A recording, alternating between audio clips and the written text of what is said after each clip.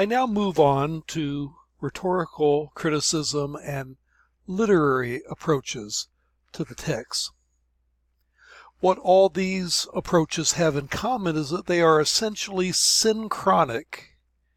There are two types of analysis. One is synchronic, it refers to analyzing things at the same time, as opposed to diachronic, which is analyzing things through time. Rhetorical criticism or literary approaches analyzes the text in a synchronic way, whereas source criticism and form criticism are both intentionally diachronic, looking at sources that were in the past that came to be used later by the author, or oral traditions in terms of form criticism that were passed on through time and came to be incorporated into the text. So this is synchronic analysis. And what rhetorical criticism or the literary approach tries to do is to ask why, regardless of whatever sources there might have been, would an author or editor have chosen to express himself in quite the way that he did?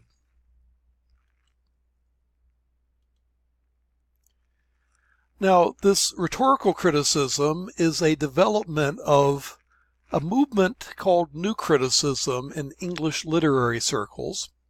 New Criticism was actually in the early to mid 20th century in English literature. The emphasis for them was the final form of the text rather than its historical development or production. Thus, the new critics considered the biographical or psychological or historical backdrop of an author to be largely irrelevant to the task of criticism, preferring rather to depend on a close reading of the text itself. And they use this analogy: you don't need to know the biography of a carpenter to admire his chair. Similarly, you don't need to know the biography of an author in order to admire his work. Thus, this new criticism was a reaction against 19th century historical criticism, which in biblical studies culminated in the historical critical approach.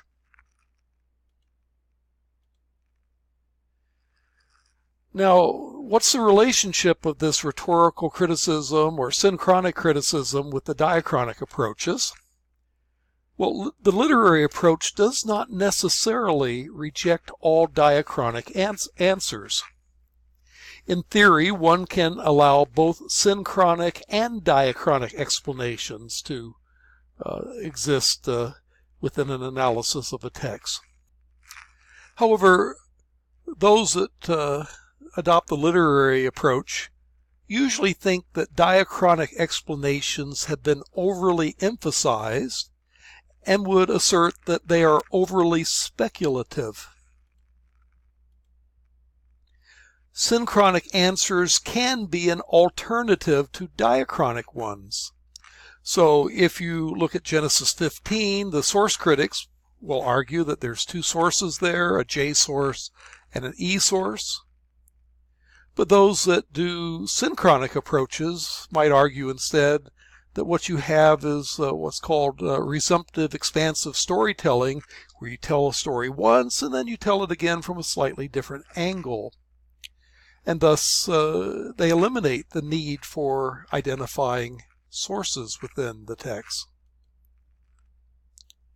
Now, synchronic literary approaches are most commonly applied to the narrative portions of the Bible, though they can be applied to other genres too. I actually got a dissertation out of this by applying a synchronic literary approach to the Book of the Covenant, which is later published, The Book of the Covenant, A Literary Approach, Journal for the Study of the Old Testament, published in 1994. So let's look at some of the aspects of a literary approach to Old Testament narratives. Some of the things that a literary approach to narratives will do is look at point of view, look at characterization, look at plot development, look at dialogue and discourse, look for artful use of language, look for repetition and flashback, what we will call synoptic, resumptive, expansive storytelling, and try to read between the lines, what's called gap filling, to try to ask the question, well, why did the author, what was the author trying to say that he doesn't actually state? Let's look at these individually. Point of view. Point of view is a position or perspective from which a story is told. A variation of this is that, well, we can put ourselves into the shoes of each character in a story and ask how he would understand what's going on around him or her. In a narrative, you have the narrator's point of view. In the Bible, the narrator is an omniscient narrator. The narrator almost always tends to know what's going on. He knows the thoughts of people. He knows God's point of view, actually. And in a few cases, though, you do have, like in Ezra and Nehemiah, you'll have first-person narration, where Ezra speaks from his perspective and Nehemiah speaks from his. But most of the time it's third-person omniscient narrator. And then you could look at a text from God's point of view.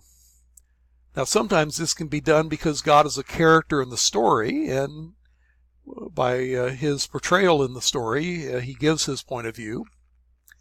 But in the Bible, the narrator's point of view is always the same as God's point of view. And then you can look at the point of view of various characters. So what was David's point of view when he called Uriah back from battle after David got Uriah's wife pregnant in 2 Samuel 11?